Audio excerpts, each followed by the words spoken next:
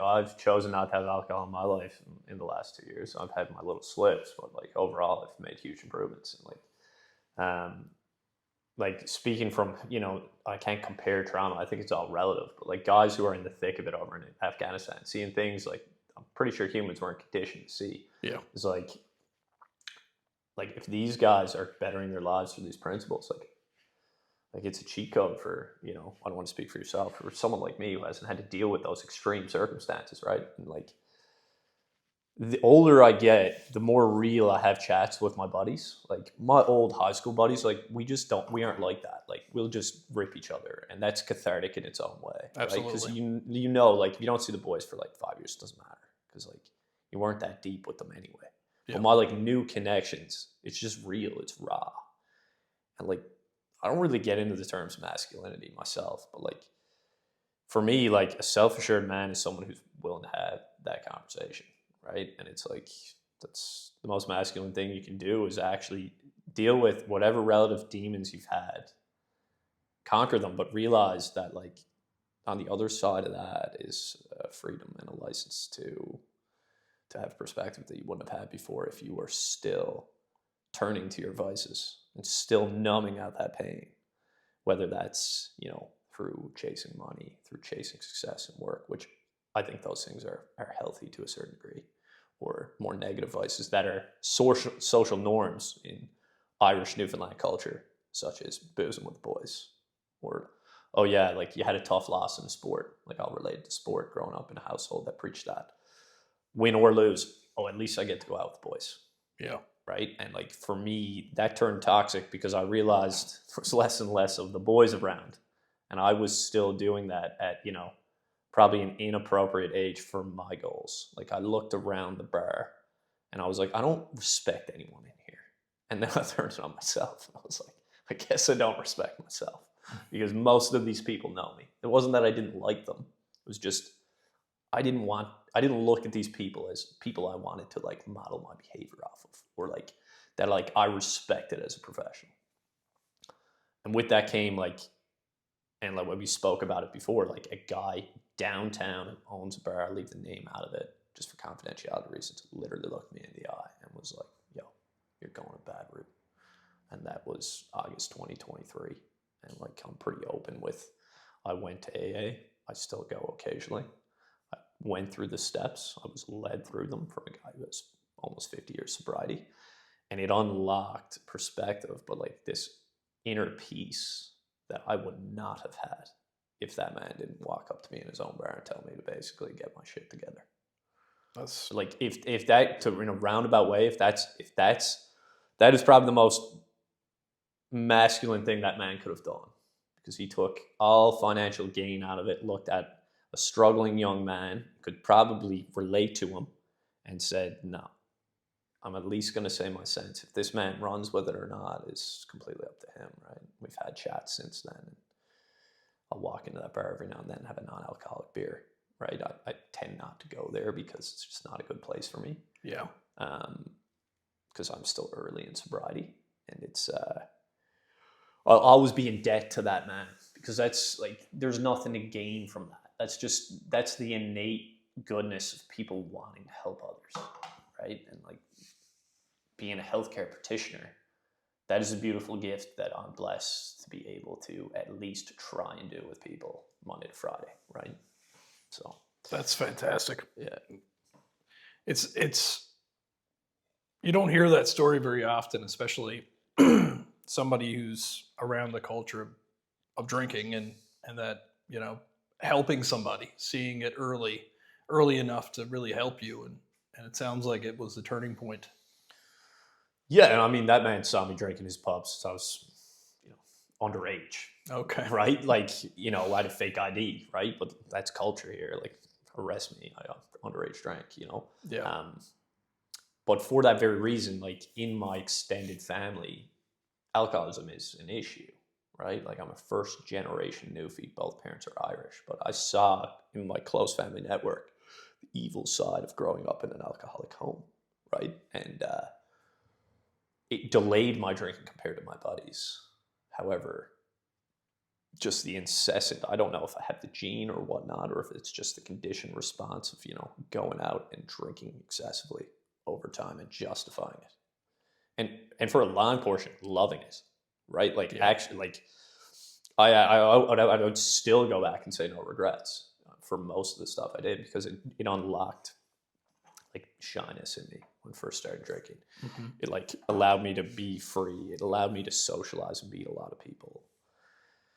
But then there was a negative return on investment in my early 30s, right? It was just like, this is sad, right? Yeah. This is sad. And then you bring back the masculinity. I'll talk about this too. Like, I've made massive leaps. Like, I don't watch porn anymore, right? Like, that became, I don't know if it was an addiction, but like, it was something I wasn't proud of. It was almost like a hangover. Like, after watching it, you'd be like, God, like, I feel like shit. That's right. Right? It's just that dopamine hijack where like your brain has been exposed to a certain stimulus and you're no longer getting the high or that rush that you once got. And like, for me, like, that was really, really important, because I grew up around 6 boys, man. I was joke. Like, I didn't know how to talk to women until I was 25. Probably still don't, right? Like, I grew up around guys in like a very sports orientated, like highly successful academic kind of mindset.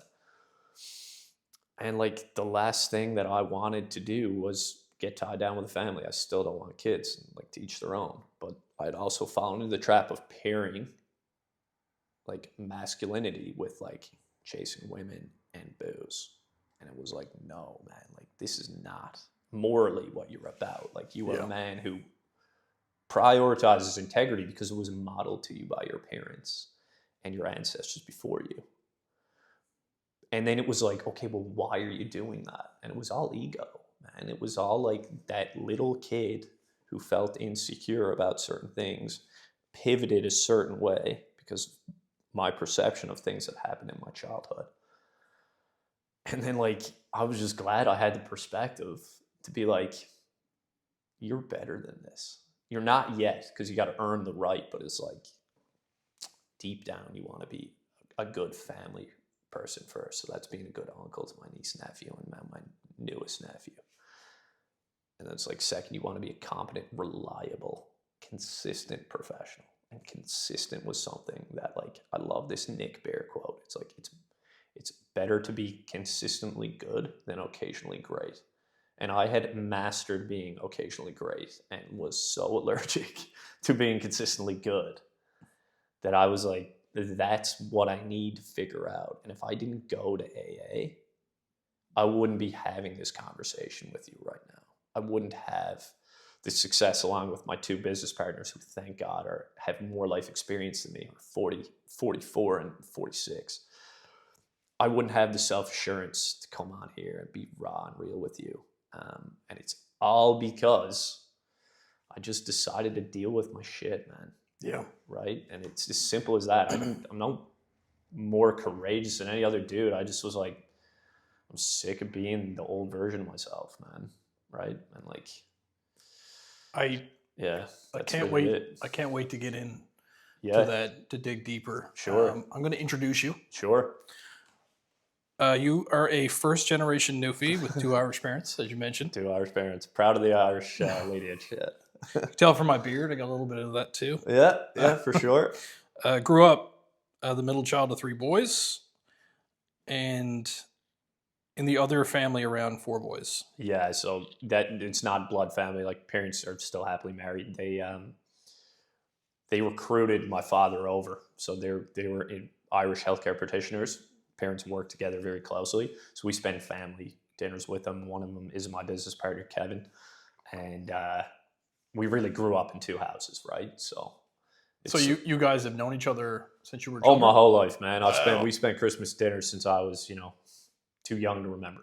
That's amazing. Yeah, that's pretty cool. Just down the street from here, actually. A washed up athlete. Oh, washed up, yeah, big time washed up. Yeah, I was a decent tennis player in my junior career at one point, and at one point in my life, I was pretty handy at other sports, but definitely washed up comparative to where I was. Yeah, yeah, I think we're all washed up as we get older. Yeah, I think it's just is what it is. That's right. Try not to be washed up, but get hit with humble pie every now and then. Physiotherapist, a clinic owner. Yeah, co-owner. So two of my buddies and I, we have a clinic called PT Lab. There's some promotion. We started that in July 2022. And then we started treating people in January 2023. So that's awesome. Sort of been the day job since then, right? Where you guys are located here in town? Yeah, we have two places. So our main location is out of Paradise in Extreme Hockey. They opened up a training center there September of last year. So we've been affiliated with them. So we have our own clinic and gym in there. Lovely facility. So that's our primary location. And then we have a small, like, humble location where we shoot the podcast as well in Swathers Rugby Club. Okay. I should go see you guys. I got hip and shoulder injuries. Yes, man. Forever. And I think it's time. Big aspirations to pursue a semi-pro squash career one day. Squash is a new addiction. Yeah. Awesome. Yeah. So I've been playing squash 3 years now, and probably been running about that time as well. And I like, with the racket sport background, like the level of tennis I played, I picked up squash pretty quickly. And I like the one-on-one battle. Like, you go into that glass den and it's like there's so much cat and mouse, but it's like at the end of the day you have pure ownership. It's like MMA, right? Like, it's like if you get the better of someone, like, you not only physically destroyed them, you mentally probably decapitated them as well. And like I'm a sick man. Like, I self-identify as a wolf when I go into the den. And Dan, I love it. Yeah, oh yeah. I'm not well, and I sort of have like I don't want to say alter ego because that might sound like I have like serious issues, but like I definitely, like, that door closing is like a good, like, physical environment to, like, being like, okay, it's time now, right? Like, as soon as that door clangs shut, you're like, yeah, it's on. The wolf is here. It's the wolf's den. I love it. Let's go, right? Like, it might not be a clean win or loss, but I'm going to take you to the point of pain that I wish to go to, and generally not a place I want to go to. No joke, man. Yeah, no joke. I played in university, and back then I was like probably 150 pounds, so I could, like, fly around. Oh yeah.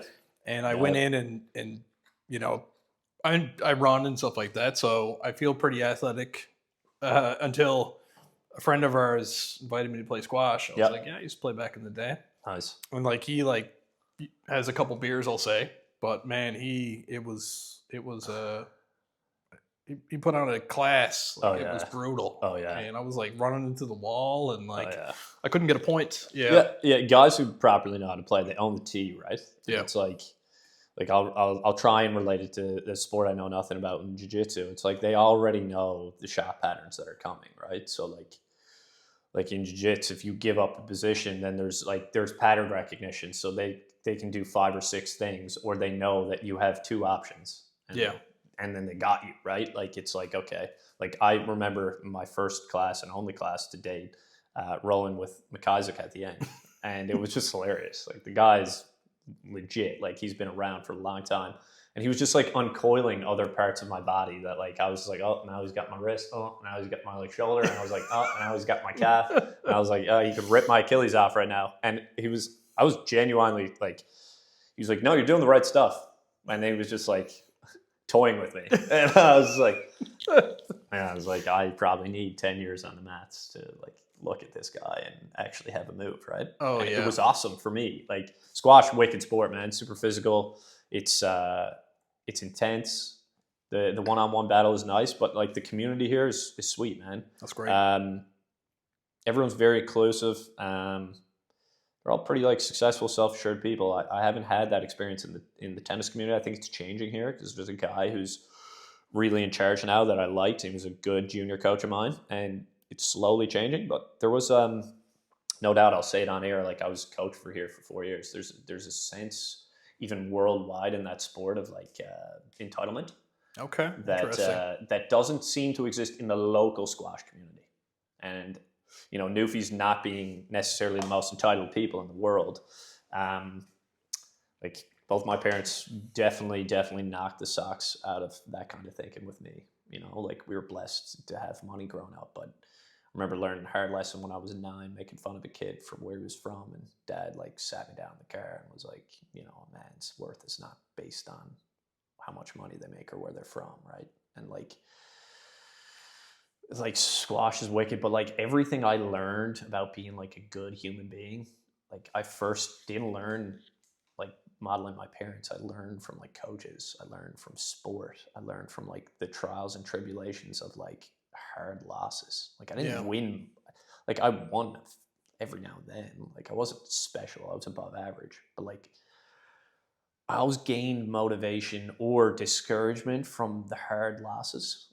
And I think like relating that to professional successes and like challenges, sort of like failing in a weird way, because it's like there's learning with that. Like it's great to have success and feel that, but it's fleeting.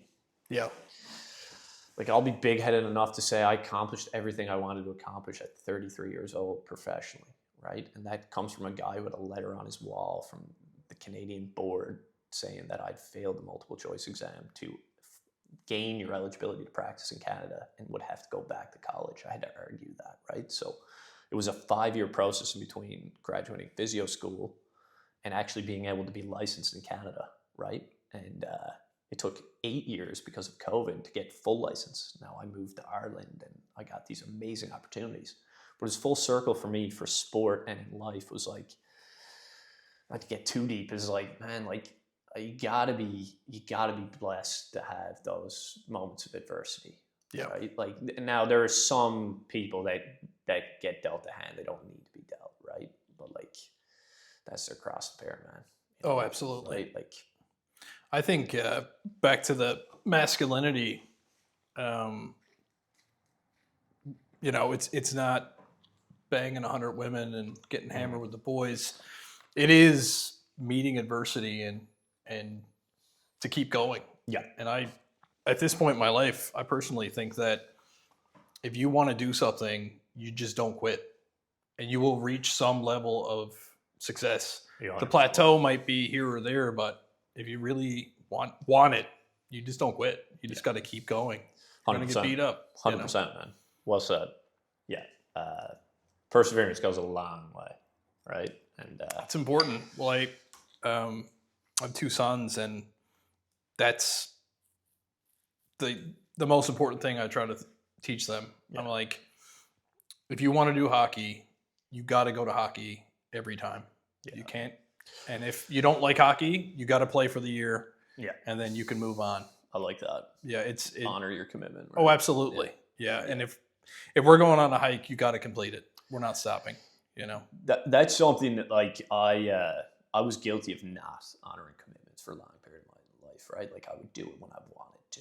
Yeah. Right? Like that's a really good thing for a kid to subconsciously not even know. Like they're probably like, oh, dad's a dick. But like later they'll appreciate that, I think. Yeah, like I remember like falling into the trap and quitting when times got tough. And then like it was the mental torture of having to realize I did it, you know? It was like, it's not you, man. Like, why'd you do that? Like, what, you weren't tough enough to sack it up, right? Like, and then it was just like this like unfair inner critic that I had that has reduced a lot in my life in the last 2 years. But like totally, man, like if you make a commitment, like tough love goes a long way. It does. It really does. And I don't get into parenting styles because I'll probably never be a parent if all works out well. But like I'm thinking about like down the road if my niece or nephew comes to me with a problem and, you know, they've properly shagged up at the age appropriate age where, you know, it's like, no, you got to own that. Like, yeah, you should feel bad about that. Right? Yeah. Yeah, the world's a little bit too soft.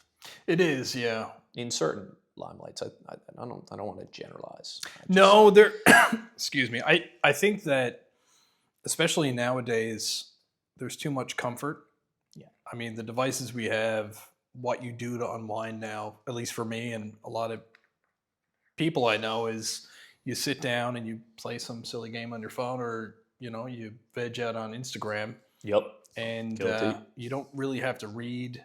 You can audiobook it. You don't really have to edit or write a paper. You can use, you know. Yeah. But I think what it comes down to, because I was guilty of that too. Like if I wanted to do something and I failed, I would quit because that's easy. And then I would start making excuses on why I failed. And it had nothing to do with me, but it had everything to do with me. But it's easier for me to victim it out. Well, you know, the coach was against me, or Excuse train. Yeah. exactly. Yeah. It's like, well, you know, I'd love to do it, but this place isn't the right place, or whatever. And then you get comfort that you don't deserve, and then you quit, Yeah. and then you feel good about it, Yeah. you know. And then, yeah, I've done that too, and I find I feel way better, even with the podcasts. I've had some like really mean fucking comments, you know, and I shouldn't read them. Good. But That means you're doing something, man. exactly, You know? yeah. And there was one of it, and I was like, it just lived in my head, you know. And People hate real too, right? They the most do. insecure hate real. Yeah, yeah. I'm glad you got those. Like, we've had them, Mm. you know? And like, it's not nice to go through it. No, Like, you're pushing the envelope, right? You're having uncomfortable chats. yeah, You're opening up a can of worms that, like, you know, a lot of my buddies, God bless them, they might not need it. They might not be in need of getting real with their shit. They could benefit from it, right? But that's not my cross to bear, right? That's It's right. like, look at suicide statistics, man. Like, men are way more likely to do the deed, right? Like, I'll be honest with you, I almost did it when I was 17, man. I was on a mechanical ventilator. I overdosed on a family member's medication because I was just confused in my life. I was a scared little boy, man. And like, I was undiagnosed with ADHD. I thought I wasn't smart enough in an academically inclined house to get through mine. And then I was like, from my childhood, I had all of my identity wrapped up with being an athlete, which ended basically in university. Just abruptly ended. What It wasn't happened? even, I'd gotten to such like a level in tennis that I just burnt out with it. I never loved tennis. I loved winning. I quit hockey and basketball to pursue tennis. Part of me resented the sport. Part of me resented getting up at 5 a.m. in the morning, getting yelled at from a coach. And I actually think the coach should have been yelling at me. I think it was good for me. But deep down, I didn't have a physical outlet. And the biggest thing was the freedom in schedule, man. I didn't have regimen, right? And I'm undiagnosed with ADHD, and not knowing that, I struggled, man. Like, I was boozing 3 days a week because that's what my buddies were doing. But I wasn't playing hockey. I wasn't playing tennis. I wasn't even playing shinny with like my buddies. I had no goals for the first time in my life of pursuing some physical excellence. And like, when I say excellence, I mean like relative excellence. I wasn't lifting. I started lifting in second year university, thank God, right? Like, that became a huge outlet for me. But just taking a blue pill and getting diagnosed, being like, yeah, you're not flawed. You just have ADHD, man. And like, looking back on it, like, I had already had undiagnosed and diagnosed concussions before they were really a thing. And the interplay between that and the prefrontal lobe development, not fully developing when you're 25, and how, you know, ADHD is a problem with the basal ganglia, right? And it's to relate that to like mental health, man. Like, I'm so blessed. Like, I literally was on a mechanical ventilator because I was so confused internally and thought so lowly of myself that, like, now I'm here 18 years later talking about it. I'm not batting an eyelid, right? Like, I don't even know how many of my friends know that. Like, I just don't care. How did you get there at 17? I grew up in an alcoholic home, man. Like, I played protector in the household at like a early age, and I put that on myself, right? Like, I had such a wrapped up and, I think, like, disassociated illusion of myself and my worth. Like, I always felt different than my buddies. Like, on the outside looking in, I was probably a popular kid, a lot of friends, but like, just deep down internally, I didn't like myself, right? And a seed was planted when I was 13 from a member of my household that I'll leave their name out of it, that I think was well-intentioned, but it was basically a self-fulfilling prophecy of insecurities that I saw actually unfold before they happened, right? Like, it was like, oh, women aren't going to like you, like, until you're later, because you'll be later to mature. You're going to be slower to develop because you're going to have your growth spurt later. And all that was true. But the person had told me that I had a Jekyll and Hyde type relationship with. So I went with, okay, if I'm most like this person that they're telling me, I'm going to do everything I can not to be that person. So what I do when I was in grade 9, okay, I'm short and skinny. Well, I can control one of those things. I know I'm going to grow. 6'3" now. My brother's 6'7", dad's 6'3", mom's. I knew I was going to grow. But I was like, I'm going to wait longer. But I don't have to wait longer to get stronger, right? So I get the old Wendell fucking dumbbells, like the screw-ons, man. I started lifting like fucking bro lift garbage, like shoulder press, bicep curls with terrible form, push-ups, sit-ups.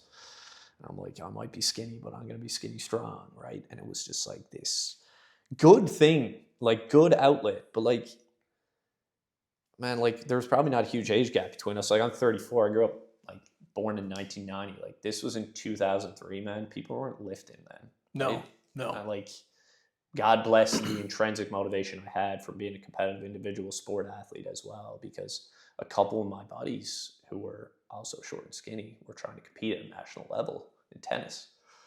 And they were like, we need to get stronger because the boys from Ontario and Quebec are strong, right? So I saw a couple of guys who were like me, who were insecure, skinny men, get strong. And I was like, well, I can do that, right? Do you think it was out of resentment? It was complete anger. Yeah. It was like, well, you told me I'm going to be this way. I'm not going to be this way. And then like I grew. I didn't necessarily keep up with the weights, but they were always there. And then I thought like being a man was about being strong, right? Like I want to be like big. And like, I'd like to say that I didn't have that mindset for a long period of time, dude. It still pops into my head, right? Like, at one point, I was playing very low-level rugby in Ireland, decided to take it back up after quitting when I was 14 at 28 because I was working with teams in a professional capacity. And I was waking up at 3 a.m. in the morning chugging milk protein because I wanted to get my calories in, man. Like, I started counting calories, not toxically, but I was like, I need at least 5,000 in because the coach told me I got to be 200 pounds. How old are you at this point? I'm 28, dude. Like this is 6 years ago, okay, man. Like, okay. like, it's embarrassing to say this. Like I'm living on my own in Ireland, long distance relationship, grinding, like really cool job, working with some like Irish rugby is like top of the top. They were world ranked like #1 before last World Cup. Gotcha. And we're in a renowned club, and they're like, no, you can train with us, but like you're one of our main physios. Like some of these guys legitimately are pro and play in Ireland, right? So it's a cool environment to be around. And like, speaking of self-assured men, like they were that, right? Like highly ambitious academically, highly put together, humble people. Similar to MMA, I have a lot of buddies who are in MMA, and they're really humble guys because I actually think getting the shit kicked out of you is really good for you. Yeah, I agree. I really do. Yeah. And like not in a, like, you know, my dad beat me when I was younger. That's brutal, right? Like that sucks, right? Like the man that you entrusted to inherently model yourself off, like screw with that, right? Like that's gonna mess up trust, no doubt. Absolutely. But like on the other side of it, like it doesn't matter if you're 6'3", 180 pounds, or if you're 6'4", 280. It's 80 minutes of relative war. Someone is gonna get the better of you during those 80 minutes, right? So it's like, okay, you gotta be on your toes, you gotta be present, and also realize that like, unless all 15 guys and inevitably the 8 subs who are going to come on and the panel of guys in Ireland who are waiting to get their spot aren't working cohesively, the other team is going to strategize and tactically just destroy you. Yeah. So the cool thing about having the mixed sport background I had, playing team sports, but really like relative success was in individual, was the intrinsic motivation, but realizing that you're not as more important than the team. And if you bring that like individual accountability within a team environment, like a work environment, it's a recipe for success.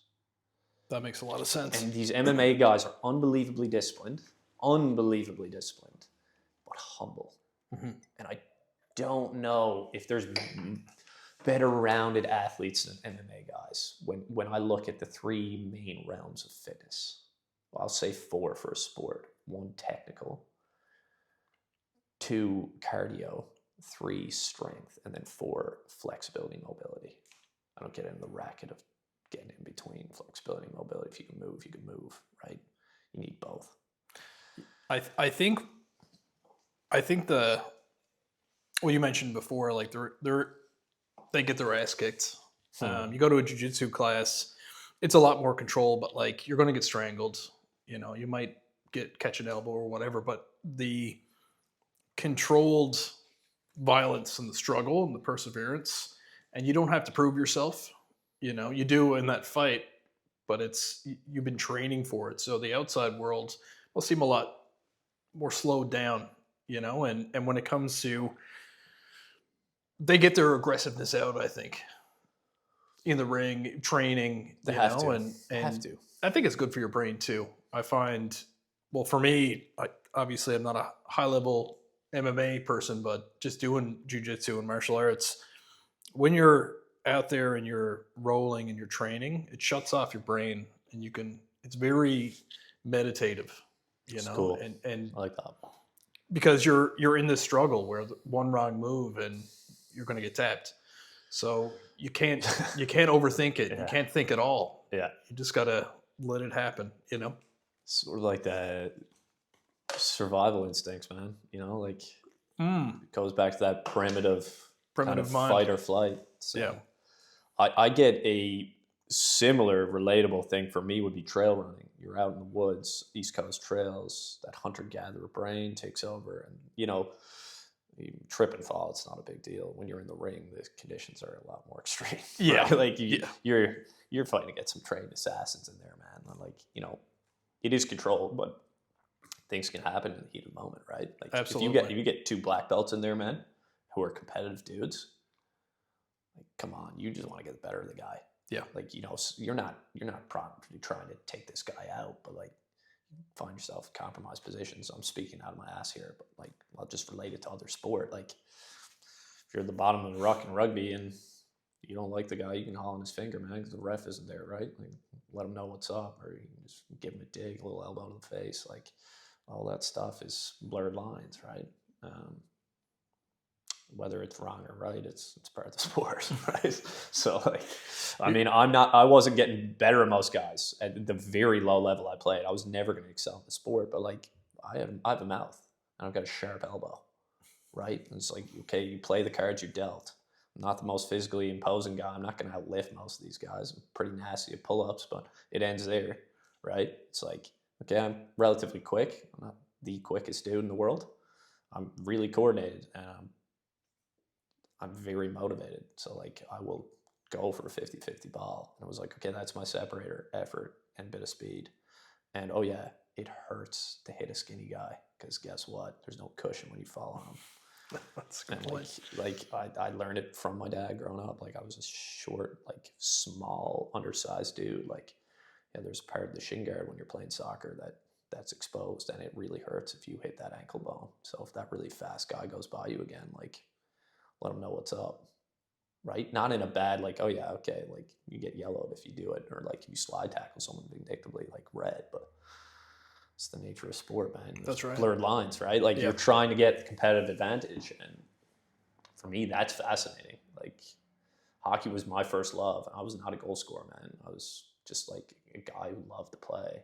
And like I realized when like contact came in, that was a big separator, because I was this guy who was getting nailed all the time. So I cheated. Within the rules of the game, I had to cheat, right? You had to survive. Yeah, and like to not let the other men know, or like boys know, that I was scared. I was shit baked. Man. Like every time I went on ice. Yeah. Because I was getting hurt, but the last thing I could do was let them know. At this point, were you still short? Oh yeah, dude. I was 5'3" going in grade 10. I think I had to make a choice in grade 8 or 9 I got an ultimatum from a basketball coach, because I was a point guard. I was not good, but like I was serviceable, and I was playing hockey 5 days a week, right? Like, you know, hockey culture is here. It's just all the go, right? Yeah. And again, I was just above average for a hockey player, but I loved it. And I picked basketball because that's my best buddies played. But like, yeah, for me, man, I was short, dude. I was less than 100 pounds, 5'3" when I was 15. I remember going to high school dance and thinking the women were huge. I was like, holy fuck, like, I don't even think there's a girl here shorter than me. Like I was like, and then the next year I was 6'3", like gangly. That's crazy. Like I'm 180 pounds now. I'm gangly. Like I was Probably, I think playing tennis, I think I measured in at nationals at 6'2" in grade 12, 134 pounds, man. Like That's I wild. was a late developer. When I tell you, like I did not grow, man, I don't think I had pubes until I was 16. Like I was literally a boy, and my buddies had facial hair in high school, and I was like, I'm not going to see that till I'm 28. Like I didn't know I could grow a beard until COVID. Wow. Yeah, literally. I was like, I don't think I can, but I can find Late out. bloomer. I was like, we were on CERB, we couldn't treat people. So I was like, I'm going to find out if I can grow a beard and be a man. So stepping back to Yeah. growing up as a first generation Canadian, Yep. what was it like growing up with two Irish parents around? Super cool, dude. Yeah. I think like there's such a assimilation between Newfoundland and Ireland. And like at that point, Ireland was going through a recession. So my mother at one point was the president of the Newfoundland Irish Association. That's how many Irish immigrants had come over, right? But I had like, we had some shit happen in our childhood. I would say 90% of it was like, not Hallmark, but it was amazing for a like, sports crazy kid, right? My parents had us in everything. Like they were highly driven professionals. Okay. Both doctors. I don't say that lightheartedly, but like specialist doctors work hard, man. Right? Yeah. They're on call. We had a babysitter who I call my second mother, real humble, salt of the earth, Bay girl from, well, she lived in 𝐾𝐨𝐧'𝐭, but she's from the sticks. And like, she was awesome, right? She'd drive us to like all our sports and cook us meals. And like, she literally like was a huge part of, I think, why my brothers and I are good people. And it was just fun, man. Like we did everything. We had freedom, right? Like we'd do whatever we wanted. And like that sounds like that's a recipe for disaster. I think it was actually like a recipe for why I'm an entrepreneur now. Because it was like I saw what addiction did, putting invisible handcuffs on the addict in the household, but also the family. And then when I like started getting over my shit, because it was a process, I started seeing a social worker when I didn't want to, when I was 18, because my mom had the wherewithal to know it was good for me. But like my childhood was sweet, man. It was just sports and like lots of friends. I was lucky, man. I fit in, right? And I think being around like a lot of guys who like the oldest in the Parfrey household is 12 years older than me. Kevin, my business partner, is 9 years older. Owen is 5. My brother is 4. And then Patty's a year younger than me. And my youngest brother's 18 months. So like if you wanted a recipe for how to fit in, you would be around all their friends. And like I remember Patty and I being signed up to do, wrestling was huge, right? Like we would be wrestling dummies. So the boys would be doing like super power bombs on us because we were like 10 pounds. Yeah. And like I remember hitting my head off the back of like a wooden couch. It was probably my first concussion, but I thought it was hilarious. Like we just did whatever we wanted, and like parents weren't around. So like, That's right. We were raised by these brothers, and they were all crazy sport athletes, right? Like that other household, unbelievably athletic. And they had rugby as their foundation. And what a good foundation for building camaraderie. Absolutely. Like, God rest her soul, the deceased mother in that household, like she used to say something that like my mother was like, it's nuts. Like she's like, I don't know how many people are sleeping in my house, but I know my 4 boys are here, right? And that was enough for her, right? So like we just grew up, and like my parents will speak to them. They always are hosting, man. They were always having people in, right? Like we're very communicative. Like Irish people are very selfless. They're very much like rural Newfies, like salt of the earth townies, man. Like community's everything, right? And I had to like full circle that, man, because like the alcoholic in our household had a really high profile job, man. And like the worst, like we were taught to hide, to this is not okay. Don't tell people what's going on, right? And it was fear-based, and there's no blaming there. Yeah. No one knew and understood immediately that like addiction is an illness, man. It's not a character defect. It's a conditioned response to your pain. And like we're lucky because our generation has platforms like this to talk about male. I'll speak for male because I'm not female, man. Like I can't speak to that. Right? Yeah. We have the opportunity in 𝐃𝐿 to talk about our shit. My old man didn't. Not his generation, man. Like, talk about like tough love, man. Like, they were raised by war veterans. Like, my great grandfather went through like the Black and Tans, man. Like, the Irish Rebellion. Like, my ancestral blood is in me. Like, I'm pure Irish. Like, Irish history is dark. Oh yeah, It is big time. bleak, man. Like, The Body Keeps the Score is a great book. It talks about this stuff, man. Like, that is passed on, right? Like, people don't appreciate that. Like, the ability to go in and talk to a professional or walk into a 12-step program and be like, hey, I'm not okay. That was not given to our grandfathers, man. No. But like, you got a problem? Be a man. Yeah. Bury it. Shake it off. Bury it. Bury it. Yeah. Go to the pub. Or have a smoke. You'd be best kind. That's right. Right? Yeah. Like, I mean, yeah, scar helps. Oh, everything was weakness. You know, Everything. You couldn't show it, and it definitely helps forgive stuff. Like, me and my father don't have a relationship really, and Yeah, it's rough, dude. And it's funny because he didn't drink, so, like, sober since I'd never seen him drunk, Right. but I actually started drinking as like a resentment, so I wouldn't be that way. You know what I mean? Yeah, I totally get it, man. Yeah, it was like, well, I'm not going to be like you. So, and the more he said how terrible of an idea drinking is, the more I wanted to do it. It's a teenage rebellion thing, dude. Absolutely. Yeah, you tell me I can't do it, watch me. Yeah. Yeah. So, yeah, that makes sense. I mean, the person you're talking about, I'm sure that is your therapy, is getting drunk and numbing the pain, and then you don't have to think about it for a couple hours, you know? Yeah. And like, that person might have gone through unbelievably traumatic stuff. So who am I to judge, right? Yeah. Yeah, it's the worst thing is when you look at that, if only they were born at a different time, then it would be different, you know? Yeah, that, and also gratitude, because they have passed it on to us to unlock that ability to do it, right? Like, that's well said. It's usually the generational curse, but that's definitely a healthier way to phrase it. break the wheel, man. It's a Game of Thrones thing. No, nice. Yeah, I fully believe that, man. It's like, whatever dysfunction is, you can put a name on it. You call it family dysfunction. Like, you can be the cog in the wheel if you want. Doesn't have to be a burden, right?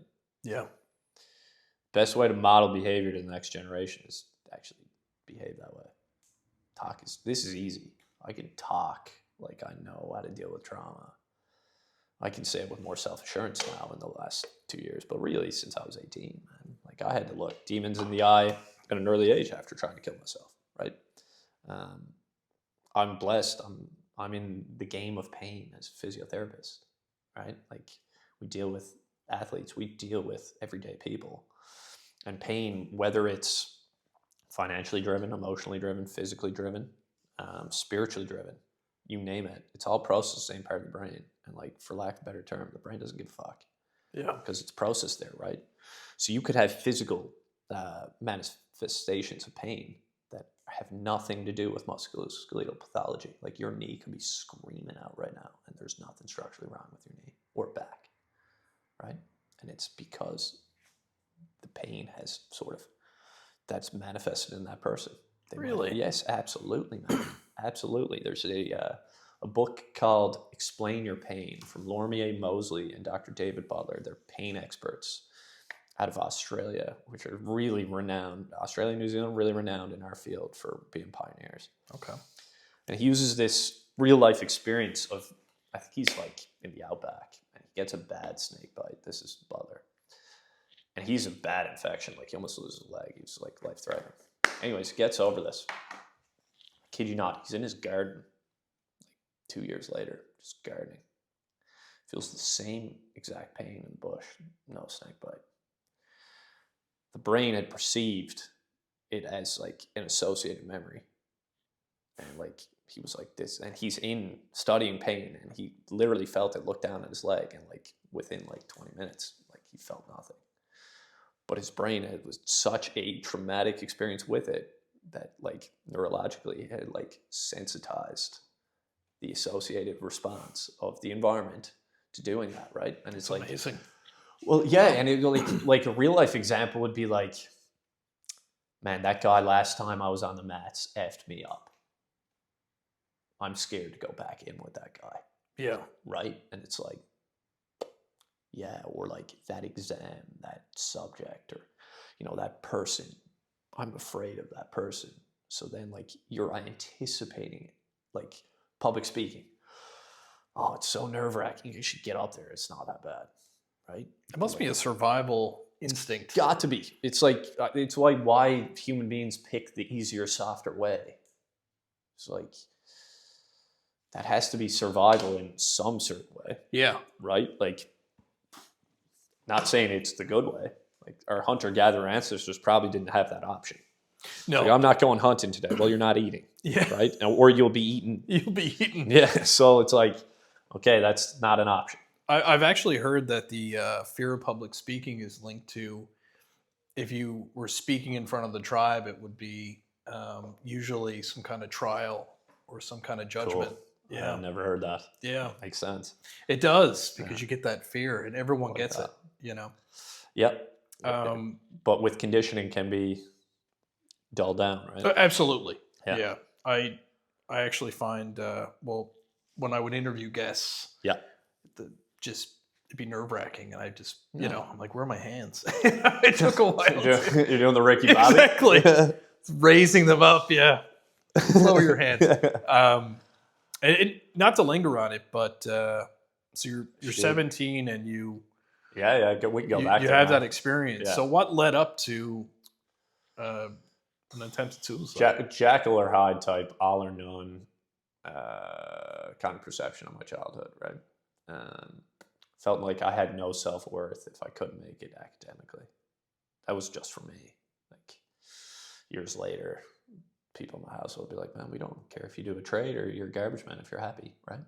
So just a lot of intrinsic pressure I put on myself. I think, I don't say this lightly, like my family's very successful. So that was modeled to me. So like, I felt like I had to be that, right? And I'm the only one of my blood brothers that didn't do the exact same profession as my brothers, and they're like as my family, and they're also married to doctors, right? So like, physio's not that bold of a move. It's still healthcare. But I remember being 9 years old and be like, I don't want to be a doctor. Like I'd be asked from parents, friends, oh, what are you going to be when you're older? Like, do you think you'd be a doctor? Like, no, they work on the weekends, man. Like, I don't want to do that. I was like, I'm going to be a hockey player, right? Like, and like I realized when I was 16, like I had gotten to a high enough level in sport to realize I wasn't anything special on a national level. Like I was like, yeah, this is not my future. I better knuckle down a little bit in school here.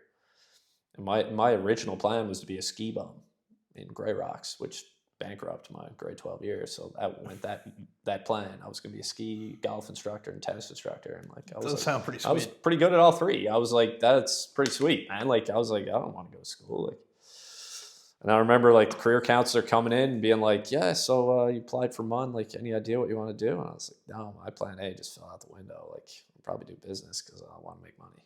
Like it was like there was nothing deeper going on in Cillian Harnett's brain than I'm not good enough to be a pro athlete, so I guess I got to go to MUN, right? And I soon realized in year one I did not want to do business. It's funny enough, entrepreneur now, right? Yeah. Well, self-proclaimed entrepreneur. Yeah, one of my buddies is like, man, you love sports. Like, I'm doing a few HKR courses. Like, let's go, right? But to take you back to being a 17-year-old guy, I was just insecure, man. Like, I was a virgin at the time. I thought that was a big deal, being a virgin when I was 17, because, like, I was hazed from my buddies for being a virgin. And, like, I brushed it off in person, but, like, it irked me. Yeah. Right? I was just a lost kid who wanted the easier, softer way out, and I saw a bunch of medication there, and I was like, fuck it, I'm going to take it, man. You know, and, like, immediate regret. Like, 2 hours later, I hadn't fallen asleep, and I told my brother what I did. Thank God I did, because I was rushed into emerge. Family friend sort of took care of me. I was put on a mechanical ventilator. I seizured. I took enough to do the gig. I researched it, man. Like this was planned suicide. And long story less long, man. Like, I've had people tell me in clinic, like, I'm pretty open with people. I'm like, man, you're not going to shock me. Like, you know, when you can pick up patterns when people are psychologically potentially unwell.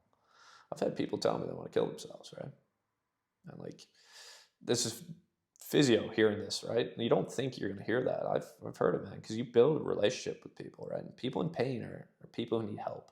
Yeah. Right? Like, I was pretty bad early in my career, but like, it's only an ankle sprain, right? And I don't disregard people. I was told this from a local physio: you treat the person first, pathology second. And I take that serious, man. And that comes from lived experience of being a very, very insecure and sick, helpless human being. And not feeling like I had anyone to turn to, which was so untrue. So untrue. I just didn't have the tools in my toolbox to tell people I was weak, because I felt I had to be the strong person in my household. No one put that on me. I put that on myself. Right? It was just it's a heavy burden, especially at that delicate age. It is, but like, it's relative, man. Like, it was just cloud. Like, thank God, like, I wasn't good at. I didn't do the deed, right? Like, what a waste that would be. What a bunch of crap to put on the family that they'll never get over, right? Like, garbage, right? Like, yeah, I still regret that now, but you can't live in that, right? But to answer your question straight up, man, like, it's probably like a lot of people, like, it's just like, I think I'd be better off dead, man, right? Yeah. It's a hard place to be. Yeah, it was. Sort of grateful I was there. Yeah. Because I can relate to people in pain. I also am really grateful for like the blessings I have in my life. Right? Like, it sort of gives me added incentive to keep on the straight and narrow. Right? It's like, I don't think I'd ever go there again. But I can always be there to help someone who potentially feels trapped. Right? Because it's in my experience, it's an irrational perception of reality. Can't speak for anyone else who's, there's certain people who have dealt with a lot more traumatic stuff than I have, but what an absolute sin that would have been if I pulled it off, I got there once myself. Yeah. Yeah. I've never really talked about it before, but just dealing with a lot of stuff I never touched before from my childhood, and I was just in a fucking terrible place. And It was the first time I ever had depression. I didn't even know what it was, but it was like there was a black cloud over me all the time. It's gross, man. And like there was no joy. Like the things I enjoyed doing were like dust, It was like nothing. Yeah. And if I didn't have kids, I wouldn't be here. Like it got to that point. Actually, it was recent enough, was it? Yeah, it was last year. Wow. I actually drove out to our campsite. Yeah. And I just sat there in front of a fire, and I was like, this is it. And I just thought about how selfish it would be with the kids, and like I'm just a bad memory, and I'm like, right. And that's what brought me out of it. And then that was actually, so talking to my friend who was dealing with alcoholism. I never even got into this part with him, but that was the thing that started the podcast, and it's cool. And it's been a journey. Like I really had to climb out, and I don't feel that way at all anymore. And man, how stupid would have been if I had done that. But like climbing out of that pit and seeing how much I would have missed and how much better I feel. Like I feel better than I did before I even got depressed, Yep. And it was facing a bunch of shit that I've been putting off, and having drinks helps put off shit. You don't have to face anything, like oh yeah, man. Have a couple drinks and forget about it. But it's it really took me growing up being like, dude, you got to face all this shit, and talking to somebody and putting the work in, and then you come out the other side, man. And then it's like all these issues, it feels good when you resolve them, 100%. You got to earn the right to be an adult. Yeah, you really do. You got to earn well the said. right. Like, I like the term adult child. I'm an adult child for 33 out of 34 years. Yeah. Last year, I'm starting to morph into what I would call a self-assured adult. I still have childlike behaviors at times, right? And that's a process that started when I was young, right? Self-parenting. That's a good way to put it too. Self-parenting from, the good and bad of what you received as a child. And then realizing, like, at a certain age, it's not your parents' responsibility to deal with your shit. That's your responsibility. Yeah. Like, you can't keep playing the blame game, right? Yeah, I think it goes back to the parents are just figuring it out. Okay. Too. Yeah. Okay, good. Are you a Christian or a Catholic? Well, what I am. I got a spiritual awakening from AA. Oh, nice. Okay. Yeah. Mine was kind of similar. I went to basically anger camp. I went away to this thing, and it helps you. Man, I probably could go. Oh, dude, it was great. Yeah. There was there was one guy there. He was like 6'8", and just looked like a professional fucking football player. Right. This huge dude. Yeah. And his dad was in the CIA. Cool. So he was never around and would send him to private schools. So Right. and a couple of years ago, he fought his dad at a restaurant, and his dad's like a big dude too. But anyway, so we used to do Actually these. been a cool fight to see. Oh man, I'd love to be there. Yeah. I'm sure it wasn't fun for them, but No, that would've been pretty imagine cool. eating dinner and watching a. Father son, two titans going at it. That's right. So sign me up. Yeah. Leave a Yelp review. Dude was wicked. Entertainment, unreal. Going for the black dress shirt. But anyway, we do these 2-hour-long meditation things, and it was wild. The first day I was like, I fucking hate this. Yeah, of course. Why did I come? How 10 do I minutes leave? hard, man. Oh man, no phones. Dry camp. Dry camp, just whatever. You're taking life on the chin the whole time. Yeah, like that.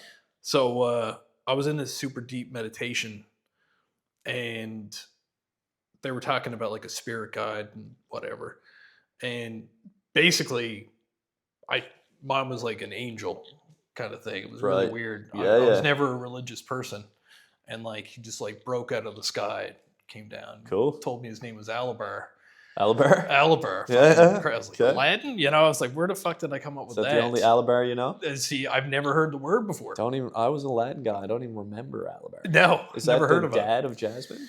No, it's funny because I came home and my wife is a Christian and really into that stuff. Sure. And so she looked it up, and it means to praise. And that was I had chills. Pretty wild. I was like, okay. Cool experience, man. Oh man, it was Surreal, I'd say. so I try to meditate now, and that's kind of who I talk to Fucking right. about It's problems cool, man. and shit. All from anger camp. Yeah, Yeah. it's all from fucking anger camp. Oh, man.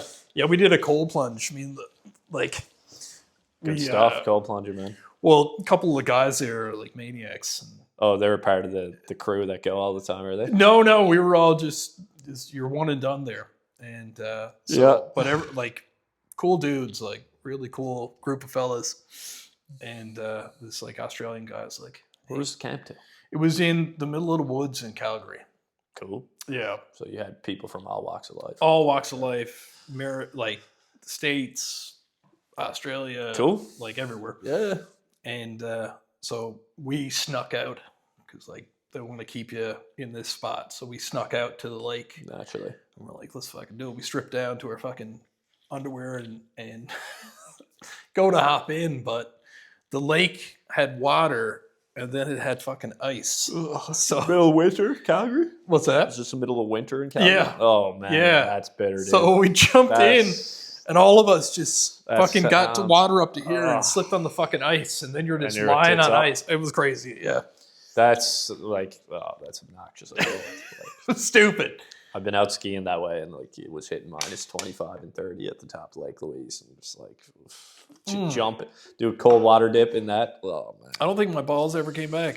It was didn't have any to lose, man. no, Yeah. no. It Yeah. was- yeah. Yeah, that's quite a cool experience, though, man. I'm sure like that's still paying dividends. Like you mentioned, you still use that kind of practice now, right? Oh, big time. Yeah. It's cool. Yeah. It's good. It was definitely healing. It's not that I'm not religious. I believe there's something upstairs or downstairs. I'm not, man, whatever works for people, man. Oh, like, it's all like personal. And for me, like there's no denying like the growth I've seen in 2 years. There's something looking out for me, right? Like I do believe in a higher power, but that's as deep as like I go, right? Like I full like, and I will pray to that being. And sometimes it's just the program of AA. Sometimes it's just like being grateful, right? There's something to it, man. No, there is. I think what turns a lot of people away is the preachiness of how to, like, it's a very personal thing. Yeah, like, it's the conformity of like it has to be this way. It's like, no, man, like, yeah, that's a turn off. Like people, it's just a turn off. It's like you feel the way you feel, and why not go for it if it's helping you? Like, you know? Yeah, and like making decisions based on how you feel. If you're in tune with your feelings, sometimes be a good or bad thing. It's like me, man. Like the worst thing you do to a human being is take away their choice. Yeah. Absolutely. Period. Yeah. And then they're going to rebel. And then they're not going to come. It goes back to like sales, man. Like you tell people and push people, it's just not going to work. Like they have to be willing to make the change, or they have to be somewhat interested in what you're throwing down. Yeah. It's like take it or leave it, man. Like you present it to the world, and if people don't want it, that's fine, right? Maybe they're not ready. Maybe you don't know what they need. And that's been a learning battle for me, dealing one-on-one, where you're in a position of power where people are coming to you for help, right? It's like, well, there's 168 hours in the week. Max you're going to see me is 1 or 2. So who's most responsible for getting better? It's not me. Yeah, it's it on ain't you, me, man. You need the recipe. But after that, like, I don't really care if you do your exercises. I'd like you to, because you'll get better and it'll be more fun to deal with, and you'll get better quicker. But it's your responsibility. That's your shit, man. Yeah. I don't really care. Speaking of that, so you finish the program, become a physiotherapist. Yeah. So you're in Ireland working with... So I did kin here, and then immediately I was waitlisted to Dal. I just shagged around at school. I wasn't smart enough. And then I got in Ireland, and I thought it was a wicked opportunity, right? Like Irish roots, reconnect with that, hang out with a couple of my cousins around my age, get to know my aunts and uncles a little bit better. Like we would go periodically, like a couple of weeks, but when we got into sport, like I hadn't seen my extended family for a long time, right? So it was a wicked opportunity. One of my best buddies went over. We lived together for 2 years. Newfie, went to physio school together. It was awesome. That's cool. That must have been fun. Oh, it was amazing. Like best time of my life it still was. I don't care. Like the last 2 years have been awesome, but like master's degree in Ireland with like no responsibility. I was like, are you kidding me? Like sign me up, man. I'll go out and do anything right now just to hang out with those fellas again. They're like lifelong friends, man. Like a bunch of them have kids now. I went back to 2 of their weddings. I couldn't get to the third one because it was in Portugal. It's blessed. Like some of the best people that I know. Like we had a wicked routine, man. We were still absolute bros then. Like it was 6 days a week, 2 hours, just from 6 a.m. to 8 a.m. We were in that gym. We were thrown down. When you got like 6 guys who like want to practice what they preach, but are also like sort of washed up athletes, they're like, gym is their thing, man. We did some dirty sadistic lifts, man. Like, at one point I had close to 30, I think it was 30 kg. I was able to rep out like dead hang pull-ups for reps, man. Like we were doing some That's impressive. Like I had massive muscle imbalances. Like I was not like a finely oiled machine, but as bros went for a tall, gangly dude, like I remember coming back and family friend being like, dude, are you on juice? And I was like, thank you. No. I was like, no, but yes, my that is the sweetest thing you can say to a guy. Yes. Yes. I will take off my pants for you now. And it was wicked. Like to bring it back to your question at hand, it's a bit of a tangent. Like I was so close to moving to New Zealand right after Ireland. There was this like exchange program where you could do mentorship under a really good physio for 2 years. And I had all the paperwork done. I was like, no, man, like you moved to Ireland to get Canadian certified. Like, let's get Canadian certified. You can always go back. And like, I'm still thinking about it every day. I was like, I should have fucking went to New Zealand, man. That would be fucking amazing. I think I still will. I honestly think I still will, which, business partners listen to this, sorry guys, like it's probably gonna happen. But like, sorry.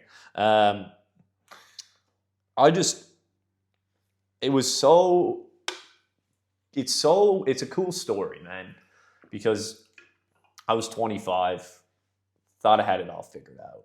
I was like, okay, I'll go back now. I got my school. Like, physio is a sought after job. I'll be fine financially, right? Like, no, no. Like, I didn't know what I was going to do, but I knew it was going to take 9 months to attempt the exam because Canada pretends to be this like freeing country, but like you as a Canadian had to do my God, this course that was $500 to basically talk about how multicultural Canada was. I was like, guys, I know I'm Canadian, lived here, actually have a university degree from here, but yeah, fair enough. Let me know how cool this country is. Was that because you came back? It was from literally Ireland? because they wanted $500. And they wanted Let's be $500. honest, it was a money grab from the feds. Like, let's call a spade here. It's just garbage. Anyways, I learned nothing from the course. I tried to keep an open mind. I was like, this is trash. Then you go through their process, the loopholes, the credentialing, whatever. Like, you deal with what you got to deal with. And I think I was like 2 questions away from passing my first time. Second one was on me. I was like best man for my brother's wedding, and like the exam was 2 weeks after. I just didn't study that much. Like, I was working as a personal trainer. Shout out Definitions, no longer a company. It's sold off and was bought out by TELUS Health, but it was a wicked experience. I was working as a personal trainer with the training of physiotherapists. So I really learned how to motivate people for that 1.5 to 2 years and deal with them for an hour, which was super cool because most traditional physio is like 20, 30 minutes, right? And I was like, man, you can really help people and like get to know them. And I was dealing with highly successful, motivated people, which is super cool. And then the third time, I literally put all my eggs in one basket. I walked into a local physio here. People know this story, so I can use his name, Rob Kellen, really sought after guy here, saved my career. And I faked a shoulder injury because basically it's 3 strikes, you're out. Like, you have this multiple choice exam that takes 4 hours long, 200 multiple choice, and there's 2 good answers to every question. So like, it's not the most applicable thing when you're dealing with people one-on-one, but it is what it is. You need to learn how to pass the exam. I didn't know how. Okay. But I had been out of practice, like out of the clinic for like 15 months, right? Hadn't done a placement. You're not allowed to work as physio until you pass this exam. You get a temporary license then. Anyways, long story less long, Rob like reads me like a book. He knew me from doing a work term. He was like, Cillian, you can rehab your own shoulder. He's like, come on, like, what's on the go? And waterworks right away. I was like, man, I'm doubting myself. Like, I don't know if I'm smart enough to be a physio. And he was like, shut the fuck up. What do you need from me? And he let me shadow him for 30 hours a week. Oh, man, I quit my job as a trainer. I was living at home. I told my parents what my deal was. They're like, fair enough. Like, we'll support you. Like, you've been put through the ringer a bit. We got your back. I was like, okay, cool. Like, I don't need to worry about finance, which was blessed, right? And Rob looked at me and I was studying for my exam. I was studying my ass off. I was doing a prep course and I was just like so reinvigorated to be learning from this like guru. And I learned so much, man. But like, I regained my confidence, but I had a chip on my shoulder as well, right? Like, I was like, well, let's see like where this goes, right? And he's an infectious personality, so he's feeding into this, right? Like, bringing me up, challenging me, like real, like, he'd be like, Harnett, read up on that. Like, that's dog shit. You need to be better at that, right? Like, good stuff. Like a real mentor. Yeah, real mentor. And he'd be like, that was good there. Like you've got a skill in that, right? And he really taught me the art of nonverbal. It's like, so to this day, if you came in and saw me on day one, you won't see a laptop on paper pen, then I'm taking a photo of that and then uploading it to the JNAP. He's like, don't underestimate the power of first impression and presence. So like, if I can do this, but if I'm doing this, you know I'm present. I'm looking you dead in the eye. I'm letting you talk, and I'm just. That's cool, right? It's just the subtle art of this on like body language. Okay, like if you're gonna practice posture and be like, right, instinctually you're picking up on that language. Yeah, I want to straighten up. Yeah, right. He was Jedi like mind fucking me, and I was like, holy shit, this stuff is legit. And he would be like, watch what happens when I change my posture, and you would see the person, right, change. I was like, this guy's like Houdini. And anyways, best thing ever happened. I walked into the exam third time. I had applied for special accommodations. First time I ever needed them for ADHD, but I was like, I'm getting time and a half. I'm getting whatever these motherfuckers are going to give me. And like, talk about bullshit. I had to prove to them that I had ADHD. I worked out a deal with a psychologist in Mun to give me half off this testing. She was like, you had it. Like, you've had it your whole life. Why do they need this testing? I was like, don't get me started with the Canadian Alliance Physiotherapy Regulators. Just don't get me started. And shout out. Anyway, the whole point was I went in, I blasted that exam. I knew I just fucked it. Like, I was like, oh, that was the worst one. Like, I was like so fucked. But the thing I had for me, there was an hour-long delay. So the guy couldn't get the system to work because something got rejigged with me being the only one writing it at the time with the special accommodations. So anyways, I get my letter, but as soon as I walk out of that exam, I cried. Dad's like, man, you never know. Like, exams are weird. I'm like, no, I knew. I was like, I failed. Like, I knew. I couldn't. Like, I was like, I got right onto my buddy in Ireland. I was like, I'm booking a ticket over to Ireland to have European citizenship with the background. I was like, can you get me that job that I was looking at in February? He's like, I probably can. I was like, I don't even fucking care if you can. Like, I can work in Ireland. And I was so confident from Kellen's mentorship that I was doing it. So I give Kellen a gift, and he looks me dead in the eye, and he goes, Harnett, if you're not better than me in 5 years, you fucked up. He's like, I taught you everything I know, man. And like, I appreciated that line so much, right? I will never, ever like be like, I'm better than that guy. Cause like, I just like, for me, he's always going to be here in terms of how he deals with people. Like, even if like clinically you might be able to surpass that level, because that's generally the way industry works. Like, it just, like, for what he did for me, I could never look at a man and be like, no. Like that. What a natural coach. What, yeah, but a beauty. Yeah. Like, his story's awesome, right? Yeah. And I just I get on a plane. I get on a plane, yeah, and I know I have a job. And like, I kid you not, I was so underpaid.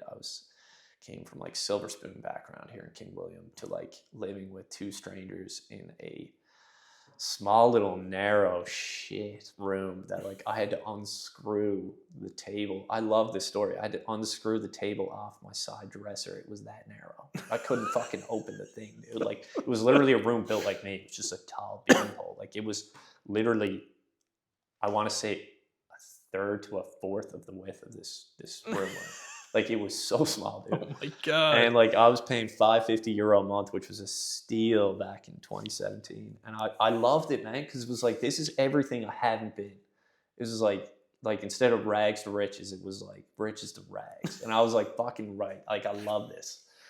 And I got lucky, man. Like, I just had this mentorship, and I got a couple of promotions, but I fell into this trap of making work everything and not saying no. And my vices took over. Right? Like, I was doing long distance relationships, so I started watching porn because like, well, I don't want to cheat on her, right? But then that was like, I wasn't drinking as much, so then that took over, and I wasn't taking care of myself because I was working 60, 70 hours a week. It caught up with me, and like, I learned from that and like adapted.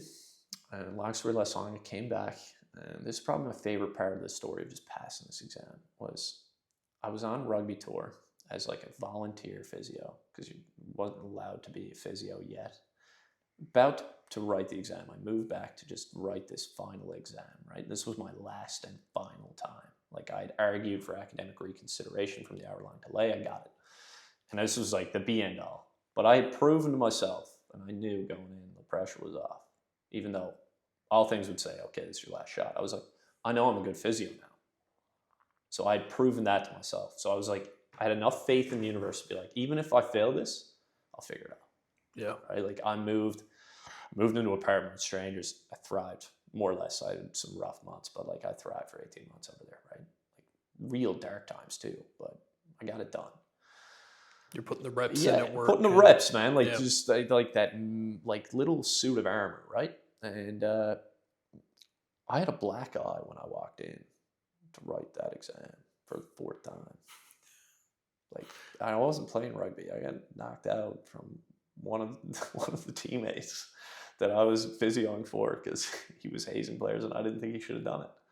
And like, we were both on the booze. It was innocent enough, but like, he was like, I bet you won't punch me in the face. This guy's huge. And I was like, if you keep carrying on like this, I'll give you a dart to the face, man. Like, get out of my face, man. And gave him a little dart to the face, and I was out. Like, gone, dude. Like, I don't even remember the punch. Like, I was like, gone. And I walked in, like, God, like, I know a couple of the physios now, they're great. Like, they were 4 or 5 years younger than me at this stage, right? Because I've been out of school 4 years. And the look of terror on these poor women's faces when they, like, walked in and saw a colleague with, like, a droopy eye. And I was just like, you guys here for the exam? And then, like, the girl checking me in was like, you here to write the physio exam? I was like, yeah, it's my 4th time. I know the rules. Here's my ID. Like, I can only imagine what these people thought. They're just like, and I just started chatting to them, and they were like, oh, like, what happened? I was like, oh, rugby trip. Don't worry about it. Like, the most stressful period of time in these people's lives and mine. Like, when you've all said and done, this is the last thing that you need to get your license right. It's the last thing you got to prove before you can work. Yeah. And, like, I came out of the exam and I just had done the right prep course. I got it, right? And then I had these reps as a personal trainer, these reps as a physio. I went and worked for a guy that I knew I didn't want to work for because he was money driven. But it was a good opportunity and he treated me right. And a side business, it didn't fail. I just never launched it. I thought about doing a male spin studio out of the rugby club. Interesting. I thought it would be cool. I really like spin. I love what some of the local spin places are doing. It's very female based, right? And I was like, it's good cross training for a lot of boys, like good camaraderie. I was like, I think we could do this on a low level. And I just didn't go through with it for multiple reasons. But I was working as a physio while having this idea. I've always been entrepreneurial, always, like lemonade stand kid trying to like take like the free Mr. Freezes we had at the house and trying to like swing a buck. Like I was just that guy. I don't know why. I liked swinging a buck. And I worked for a company for 18 months and like they screwed me. Yeah. Three ways sideways, right? And like I gave them the opportunity not to do it, and I sort of got screwed over in Ireland as well. But I made amateur moves of not getting things on paper, right? Underpaid. Well, promises that weren't kept about achieving certain things, and I would achieve them, and then I wouldn't get the financial compensation or the autonomy to practice the way I wanted to practice, right? And lessons to be learned there, right? And it gave me another chip on my shoulder that was like, well, if I run my own company, I set the rules. Or if I do it with my buddies, we set the rules. And I've never really doubted outside of that period of time when I couldn't pass the exam that I'm competent. To be honest, I think I'm better than most people locally because I don't compare myself locally. I'm internationally trained. And I say that. That might sound arrogant. I don't care. No, I mean, you've earned it. Yeah, I've earned it. I've had amazing mentorship. A guy named Tom Swales in Barrie, I got to work in his clinic for 2 months, right? Didn't work out because of the living situation I was in. That guy is one of the best physiotherapists in the world. The DBC model we were dealing with in Ireland was unbelievable. Like we were dealing with Leinster rugby players, man. They wouldn't be going to us. They have the pick of the poison, man. People would treat them for free till the day they die. Yeah. Right? Like, and all of that came from Rob Kellen backing me. It came from me having the moxie to walk into his office and be like, hey, I need some fucking help, man. Right? And like one of the coolest things, I've always been a guy who doesn't give a shit about hearing no. Like maybe a small part of me, like when like asking out a girl when I was really like young, but no was an answer. It wasn't uncertainty. Like you could move on from a no. I remember a biology teacher telling me that like the biggest regrets you're going to have are decisions you don't make. She's like, ask out that girl. Like take that chance. There's a guy named Travis McDonough who runs a very successful sports medicine business. And he works with some of the top teams in the world. He's based out of Nova Scotia. And through my like tennis networking as a coach, but also as a player, 3 times when I was on rugby tour for a week as a physio in Nova Scotia, they told me, reach out to McDonough. He's a beauty. Chiropractor, Irish background. He literally has the sports medicine background portfolio that like the Golden State Warriors, the Montreal Canadiens are all using. I was like, this guy sounds like an an absolute weapon. I was like, I need to meet this motherfucker. So like, first move I did, man, there was this, I don't think the business exists anymore. I wanted to check out these cryo chambers. So there's this maritime cryotherapy. And these are like the stand-in cryos where you wear the gloves and the feet, and like it's liquid nitrogen and you pump yourself up. Cool. Anyways, I tried it. I was sick. And I was like, that will get me in the mood to go talk to that guy because I'll be chill as fuck after that. So the sick part of me was like, I'm going to beat my body up for the next 3 days, go in there and see what the recovery is like. But as soon as I got out of there, it was like 16, 17 degrees, middle of June, Halifax. I was like shivering. I was like, dude, this is nuts.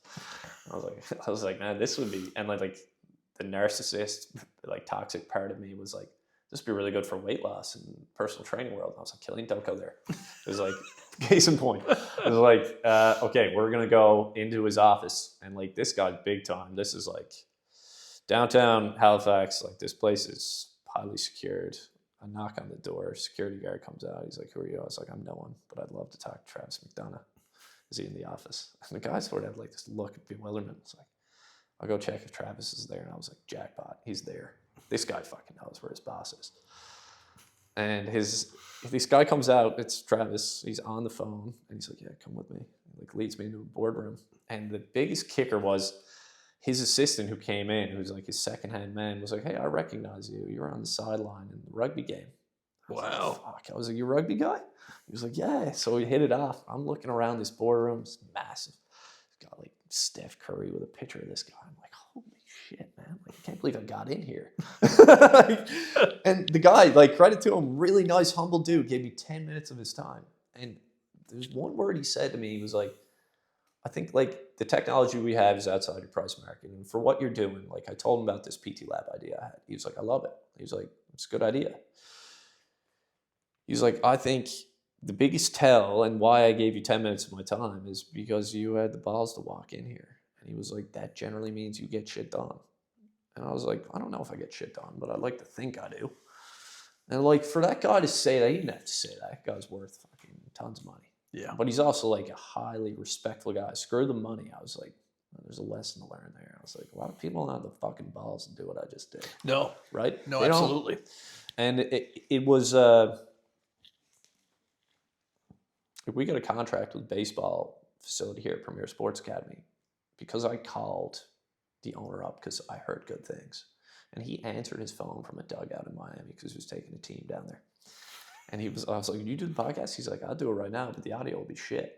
He's like, we've done a podcast episode. We have our own. Like, we did 90 episodes in COVID. It's no longer on the go. And we just hit it off. Sweeney's a wicked dude. And Phil Alcock, business partner, has been running their strength and conditioning for 2 years, man. Like, we got Blaze hired. He's running the physio. Boys are crushing it. It's super cool to be involved with baseball guys, man. They're super driven, intrinsic dudes, and baseball culture is awesome. And it was a lesson learned from being like, hey, call him up, see what's up, right? And I didn't even think about a contract. I was like, he'd be a cool guy to interview on podcasts because he's running a cool business, right? And then like we got chatting. He was like, you wouldn't know any physios or strength coaches that looking for a job. We were hard done by a dude. And I was like, yeah, I think when you get back, we can have a chat, right? And I was like, there's something to this. And like, we have like a weird business model, not to make it about us, but like, we don't like paying rent. So we don't. We go into pre-existing businesses and offer a service they don't have in-house. Interesting. To then complement their pre-existing service. So our main clinic is out of Extreme Hockey and it's working out brilliantly. That's awesome. Yeah. And again, they have athletes that are in demand. We offer the sports medicine kind of testing. So we can test every muscle and plane in the body and give you the exact newtons of force, left arm versus right arm. We can tell how much your knee extension is. It's not 10 pounds, man. Actually, no. Like when you do a knee extension, your quad strength is 552 newtons on your right, and it's 326. And then this Vol technology spits out, you've got an asymmetry of 26%. So guess what we're going to do? We're going to start crushing single leg extension on the less strong side. That's really cool. Or cool. when we program, instead of doing your boring 15 on both sides, well, we know exactly, there's a 10% asymmetry, so we don't need to be so much more biased with our programming on that one side. Or, hey, there's a 40% difference. Man, forget about that strong side. And that might even be the injured side. Because if you think about the body and running or jiu-jitsu, you need to use both sides. Yeah. Right? So you're kicking, you got to plant off the left. That left plant side might be super strong, whereas the right might be a little bit more mobile. Just keep it general. It's not that simple. But if you test, it takes all the bias out, right? Like if you do a squat assessment with us, we'll tell you that you're using to the percentage. On the force plates, you're using your right leg 5% more. That's cool. Why don't the next time you try your warm-up squat, and we'll do it on the plates in real time, see if you can get a little bit closer to zero. And if you can't, we'll not shag with it, because within 10% is probably not a big deal, unless you're an Olympic lifter. Because 5% at the top, that's huge. Oh, absolutely. Right? That's huge. Do you guys focus on athletes, or do you also do? We don't. Like, well, it's your definition of athlete. Because in Newfoundland, if it was just focusing on athletes, like an athlete is anyone with an athletic goal in my mind. So like that's our bread and butter. But like I'm personal training a client who's over their rehab, who's 51 years old, and she realizes she wants to be in her kid's life and she wants to be healthy when she's 70. Right? That's cool. Anyone who wants to get better, like we will help. I thought when we first started, it was going to be like athletes. And we are affiliated with some pretty good local ones. It doesn't necessarily fill up my, like I'd be just as motivated for someone who's got very humble goals of just staying like in their sport of choice or their activity of choice. And like I could be a 7-year-old pickleball player or the 15-year-old aspiring Q hockey player or the, Team Canada hopeful rugby player. Yeah, it's cool to deal with the top end guys, but it's a fucking headache too, man. Yeah. Right? Like, it's good to have a mixed bag for me. Like in Ireland, I dealt with a lot of high level athletes. We dealt with Olympians legit, and it was awesome. Well, yeah, it was super cool. It's pretty noble to come in with high level expertise like you have, and be also being willing to. And it was modeled to me, people. man. Like Kev brought me in. Like Kev is really like the guy I have to like. He's my business partner. Like he brought me into the rugby club as a non-rugby player when I was 21. He was like, "You want to learn how to tape and be a kin?" Like this is like family friend that I grew up with. He's like, "I'll show you what I know, man."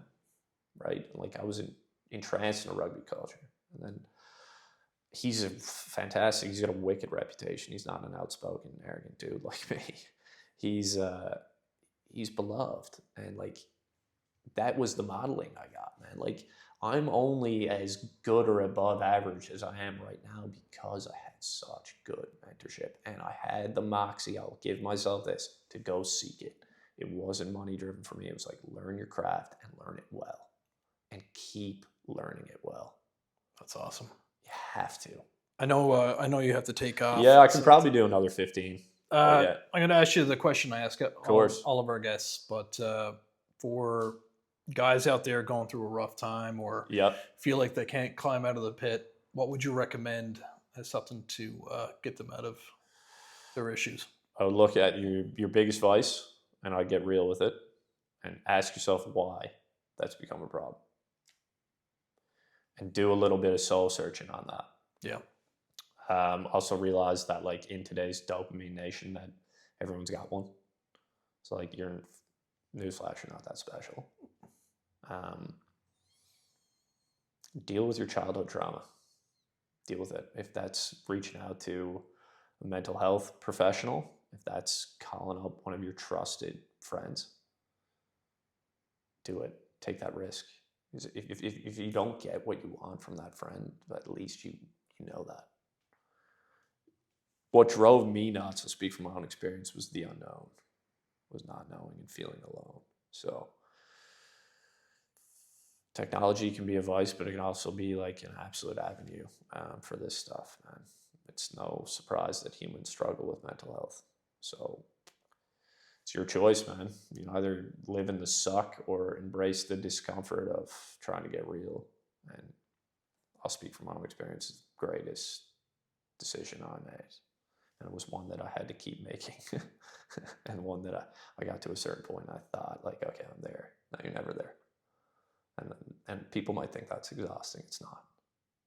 It's called getting better, right? And if I can reach out to me, man, I don't give a shit. Like, I'll always make time for people who are real.